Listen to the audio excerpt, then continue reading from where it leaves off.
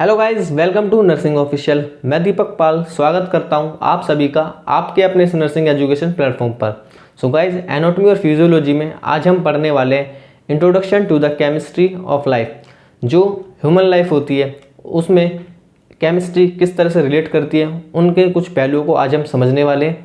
तो बिना किसी देरी के चलते हैं हम आज की अपनी क्लास की तरफ। तो सबसे पहले हम बात करेंगे एटम की डेफिनेशन की। Atom consists of a nucleus in which proton, neutron present and electron revolving around equal to the number of proton। तो डेफिनेशन में पहले हम समझेंगे कि एटम क्या है। एटम के अंदर क्या होता है, एक प्रोटॉन होता है, एक न्यूट्रॉन होता है और उसकी आउटर मोस्ट शेल में इलेक्ट्रॉन रिवॉल्व करते रहते हैं equal to the number of proton. यानी जितने प्रोटॉन होते हैं उसके ही इक्वल ही अमाउंट में इलेक्ट्रॉन रिवॉल्व करते रहते हैं आउटर मोस्ट शेल में। तो ये बात थी डेफिनेशन की। अब मैं आपको समझाता हूँ स्ट्रक्चर से। आप देखेंगे ये है एक तरह से जो आप देख रहे हैं सर्किल के अंदर, ये है न्यूक्लियस। न्यूक्लियस के अंदर क्या होता है, एक प्रोटॉन होता है और एक न्यूट्रॉन होता है। न्यूक्लियस इस पूरे को कहते हैं जिसके अंदर प्रोटॉन और न्यूट्रॉन रहते हैं। जो न्यूट्रॉन होता है ये न्यूट्रल होता है, बिल्कुल ही, मतलब इस पर कोई ना नेगेटिव ना पॉजिटिव कोई चार्ज नहीं होता न्यूट्रॉन के ऊपर। वहीं अगर बात करें जो प्रोटॉन होता है, प्रोटॉन पॉजिटिवली चार्ज होता है और जितना ये पॉजिटिवली चार्ज होता है, अगर ये जो पॉजिटिवली चार्ज प्रोटॉन है अगर ये 1 है तो आउटर मोस्ट जो शेल है इसमें भी इलेक्ट्रॉन एक ही इलेक्ट्रॉन रिवॉल्व कर रहा होगा। अगर ये 2 है या 2 है तो यहाँ पर भी 2 इलेक्ट्रॉन रिवॉल्व करेंगे। अगर प्रोटॉन 3 है तो यहाँ पर भी 3 इलेक्ट्रॉन रिवॉल्व करेंगे।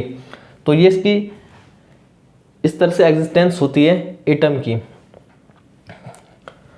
तो ये मैंने आपको अभी इसकी एग्जिस्टेंस बताई किस तरह से एटम एग्जिस्ट करता है, पर वहीं मैं आपको थोड़ा सिंपली वे में बताना चाहूँगा एटम क्या होता है। कि जैसे वैज्ञानिकों ने, साइंटिस्टों ने अपना पता लगाने की कोशिश करी कि जो मैटर होता है, कोई भी मैटर ऐसा क्यों होता है कि मतलब पानी होता है तो वो अपनी शेप बदल लेता है, ये सॉलिड होता है तो वो सॉलिड ही होता है, ये गैस होता है तो गैस स्टेट में होता है, कैसा ऐसे होता है। तो इस चीज़ को समझने के लिए जो भी पार्टिकल थे उनको हम देखेंगे सबसे छोटी से छोटी उनको यूनिट हमें फाइंड करनी थी। जैसे अब ये मार्कर है तो इसकी अगर हम सबसे छोटी से छोटी यूनिट देखेंगे, अगर हम इसको तोड़ेंगे सबसे छोटा छोटा कोई भी इसका पार्ट निकालेंगे, जो सबसे छोटा पार्ट जो एग्जिस्ट करता है उसको कहा जाता है एटम। जो सबसे छोटा पार्ट किसी भी चीज़ का, किसी भी पार्टिकल का हम एग्जिस्ट करता है उसको कहा जाता है एटम। अगर उससे ज़्यादा उसको छोटा करेंगे, उस पार्ट को काटेंगे तो वो एग्जिस्ट ही नहीं करेगा, वो गायब हो जाता है। तो सबसे छोटे जो पार्ट होते हैं वो होते हैं प्रोटॉन, न्यूट्रॉन, इलेक्ट्रॉन, पर वो एग्जिस्ट नहीं करते इसलिए उनको हम कंसीडर नहीं करते। वहीं अगर बात करें तो जो एटम होता है वो सबसे छोटा पार्टिकल होता है जिसको हम कंसिडर करते हैं। तो सॉलिड, लिक्विड, गैस, इसमें मैं आपको दिखा रहा हूँ कि इस तरह से एटम इनके अंदर होते हैं। वहीं अगर सॉलिड की बात करें तो एटम आप देखेंगे एटम की डेंसिटी कितनी हाई है, इसके अंदर एकदम ठूस ठूस के एटम इसमें भरे हुए हैं। तो यहाँ पर आप देखेंगे बिल्कुल भी गैप नहीं है इनके बीच में। वहीं अगर लिक्विड की बात करेंगे तो लिक्विड में आप देख पा रहे हैं कि एटम के बीच में कितना स्पेस मिल रहा है। वहीं अगर गैस की बात करेंगे तो स्पेस ये ज़्यादा ही बढ़ गया है। तो इसी वजह से इनकी एक अलग अलग टेंडेंसी इन एटम की प्रेजेंट की वजह से, मतलब किस तरह से एटम इनके अंदर प्रेजेंट है, तो इसी की वजह से इनकी टेंडेंसी रहती है कोई चीज़ सॉलिड होती है, कोई चीज़ लिक्विड होती है, कोई चीज़ गैस की तरह बिहेव करती है। तो इसी कारणों से ये सॉलिड, लिक्विड, गैस इस तरह से एग्जिस्ट करते हैं एटम की मौजूदगी की वजह से। तो ये तो बात रही एटम की। अब बात करते हैं हम एलिमेंट की। Element contains 1 type of atom. Element किसे कहा जाता है? एलिमेंट उसे कहा जाता है कि जिसके अंदर वो एक ही टाइप का एटम हो।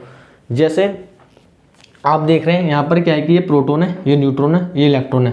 अगर हम बात करें किसी भी एटम में एक प्रोटॉन है तो उसको हमने, और उसकी जो आउटर मोस्ट शेल में एक ही इलेक्ट्रॉन रिवॉल्व कर रहा है, तो उसको हमने नाम दिया हाइड्रोजन। अब कोई भी ऐसा एटम जिसके अंदर एक प्रोटॉन है तो वो हाइड्रोजन ही है।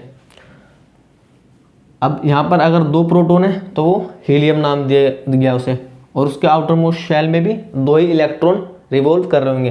तो इसी तरीके से जब साइंटिस्टों ने खोज करी कि किस तरह के कितने टाइप के एलिमेंट है तो आज हमारे पास 118 एलिमेंट हम मतलब खोज कर पाए। आपने देखा होगा पीरियोडिक टेबल में, तो 118 एलिमेंट की खोज आज तक हो चुकी है। तो जो हाइड्रोजन होता है उसमें एक प्रोटॉन होता है, एक इलेक्ट्रॉन होता है। हीलियम में 2 प्रोटॉन होते हैं, 2 इलेक्ट्रॉन होते हैं।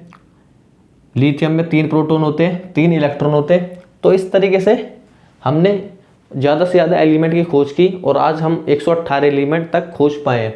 तो इसलिए कहा गया है एलिमेंट किसे कहा जाता है, जो contain one type of atom, जो कि अपना एक ही तरह का उसमें एटम होता है और हर एलिमेंट एक यूनिक होता है। मतलब कि टोटल अगर हम देखेंगे आज यूनिवर्स में, जैसा कि हमारी रिसर्च रही है, तो 118 टाइप के ही एलिमेंट हैं, उससे बाहर कुछ नहीं है।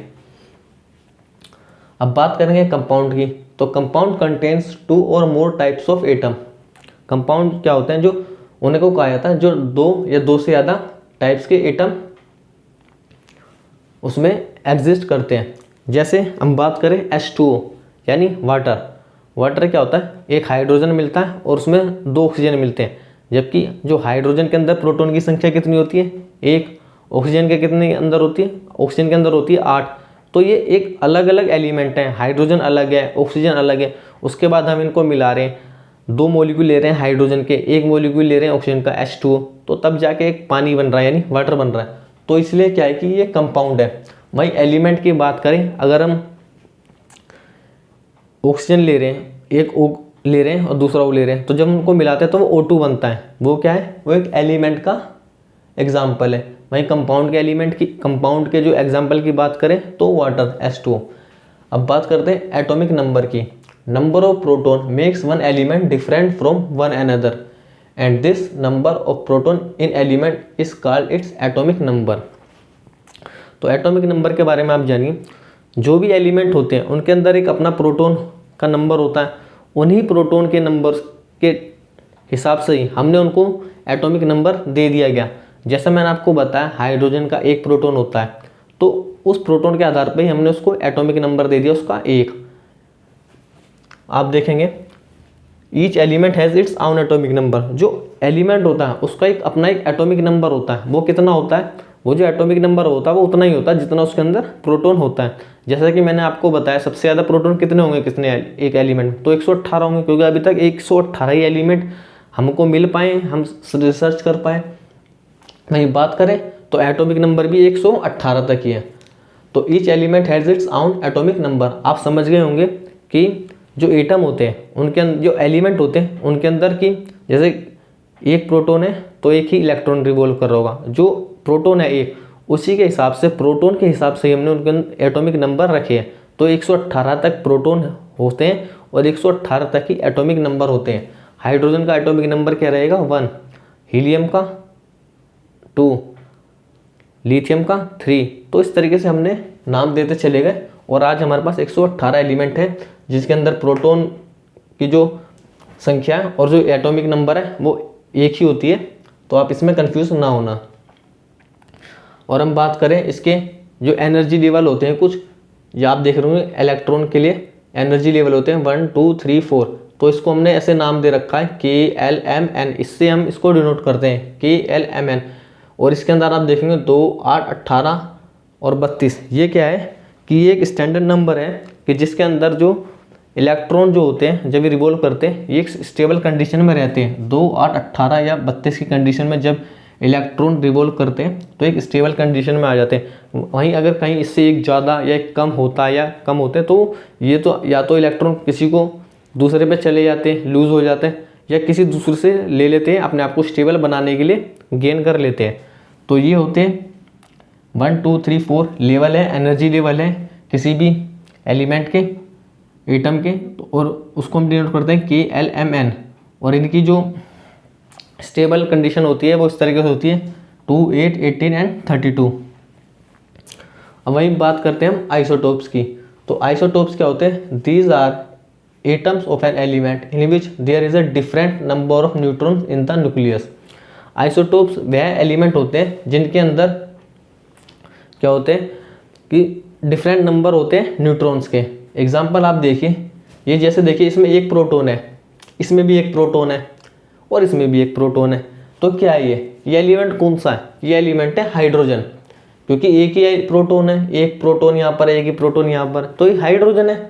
क्योंकि जैसे मैंने आपको बताया यूनिक होता है कोई भी एलिमेंट, तो ये क्या है, यूनिक है। तो यहाँ पर उसके बाद देखेंगे न्यूट्रॉन की संख्या, यहाँ पर है ही नहीं न्यूट्रॉन, यहाँ पर एक न्यूट्रॉन प्रेजेंट है, यहाँ पर 2 न्यूट्रॉन प्रेजेंट है। और जैसा कि यहाँ पर एक प्रोटोन है इन तीनों में, तो एक एक इलेक्ट्रॉन है, इसलिए इनको ये क्या है कि एक आइसोटोप है हाइड्रोजन के अलग अलग, प्रोटॉन, ड्यूटेरियम एंड ट्रिटियम। किस पे डिपेंड कर रही है, ये न्यूट्रॉन की प्रेजेंस पे डिपेंड कर रहे हैं कि कितने न्यूट्रॉन किस में प्रेजेंट है। बाकी अगर हम देखेंगे प्रोटॉन तो तीनों जगह सेम है, इलेक्ट्रॉन भी तीनों जगह सेम है। और इसको हाइड्रोजन क्यों कहा जा रहा है, वो इसलिए कहा जा रहा है क्योंकि यहाँ पर एक प्रोटोन है।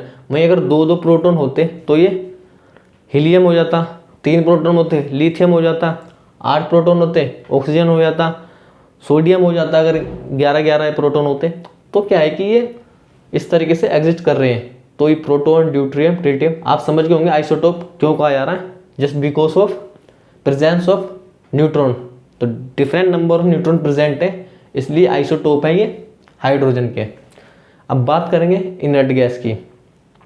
When number of electrons in the outermost shell of an element, either the maximum number or stable, is known as inert or chemically unreactive। जब कोई एलिमेंट होता है जो उसके जो इलेक्ट्रॉन्स होते हैं आउटर मोस्ट शेल में, या तो वो क्या है कि अपनी मैक्सिमम लिमिट तक पहुंच जाए, या वो क्या है कि स्टेबल कंडीशन तक जब आ जाते हैं, स्टेबल कंडीशन में आ जाते हैं, तो वो क्या इनर्ट और केमिकली अनरिएक्टिव कहलाते हैं। जैसा कि मैंने आपको बताया कि जैसे कोई एलिमेंट है वो स्टेबल कंडीशन में आ जाएगा अगर उसके पास आउटर मोस्ट शेल में ये जो नंबर है 2, 8, 18, 32 इसको वो अटेन कर लेता है, तो वो एक स्टेबल कंडीशन में आ जाएगा। ना ही वो किसी से कोई गेन करेगा कोई इलेक्ट्रॉन, ना ही किसी को अपने इलेक्ट्रॉन देगा। तो इसलिए इनको कहा जाता है इनर्ट और केमिकली अनरिएक्टिव, क्योंकि ये किसी के साथ रिएक्ट ही नहीं करते। ये एलिमेंट जो होते हैं इनर्ट गैसेज वाले, ये किसी के साथ रिएक्ट ही नहीं करते, क्योंकि जो इनकी आउटर मोस्ट शेल में जो इलेक्ट्रॉन प्रेजेंट होते हैं वो स्टेबल होते हैं काफ़ी, क्योंकि उनकी जो नंबरिंग है वो इस प्रकार होती है। तो इसके एग्जांपल है helium, neon, argon, krypton, xenon and radon. आपने पीरियोडिक टेबल में देखा होगा जो लास्ट वाली रो है उसमें आप देखेंगे ये आपको इनर्ट गैस की रो होती है 8वें नंबर की। तो helium, neon, argon, krypton, xenon and radon. तो ये क्या है कि इनर्ट गैस है या कहें तो इनर्ट एलिमेंट है। अब बात करें मॉलिक्यूल्स की। मॉलिक्यूल्स कंसिस्ट ऑफ 2 और मोर atom of same element. Molecules किन्हें कहा जाता है, मॉलिक्यूल्स उन्हें कहा जाता है जो एक या एक से ज़्यादा एटम से मिलकर बने हो, पर क्या हो कि वो सेम एलिमेंट से हो।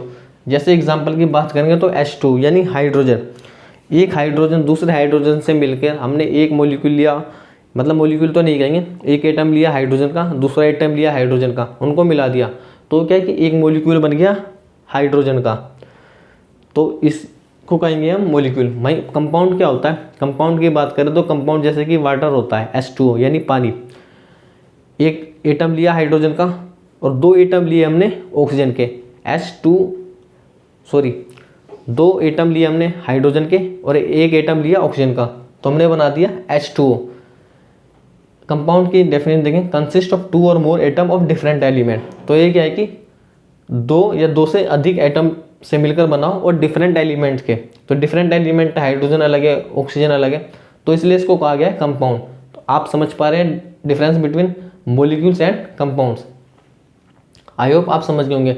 अब बात करेंगे बॉन्ड्स की। तो बॉन्ड्स क्या करते हैं, the body is dependent upon breaking down of various molecules. जो हमारी बॉडी होती है ये डिपेंड करती है जो हमारी ब्रेक डाउन होता है मॉलिक्यूल्स का वेरियस, जैसे कि शुगर्स, फैट्स, जिससे कि एनर्जी रिलीज हो पाए, जिससे जो हमारी बॉडी है उसके अंदर सेलुलर एक्टिविटीज़ हो पाए।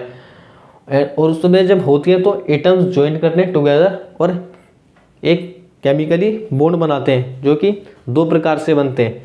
एक होते हैं कोवैलेंट बॉन्ड और एक होते हैं आयोनिक बॉन्ड। 2 तरह के बॉन्ड बनाते हैं, covalent bond and ionic bond. और इसके बारे में जो कोवैलेंट और आयोनिक बॉन्ड के बारे में फर्दर हम और अच्छे से डिटेल में नेक्स्ट क्लास में समझेंगे। तो आज के लिए बस इतना। और गाइज अगर आपको वीडियो अच्छी लग रही हो, आपको थोड़ा बहुत भी समझ आता हो, तो आप प्लीज़ अपने फ्रेंड सर्कल में वीडियोस को ज़्यादा से ज़्यादा शेयर करें, जिससे कि हमें भी मोटिवेशन मिल पाए और हम भी आपके लिए इस तरीके से और अच्छी ऊर्जा के साथ वीडियो लाते रहें। और हमारे से जुड़ने के लिए थैंक यू, धन्यवाद।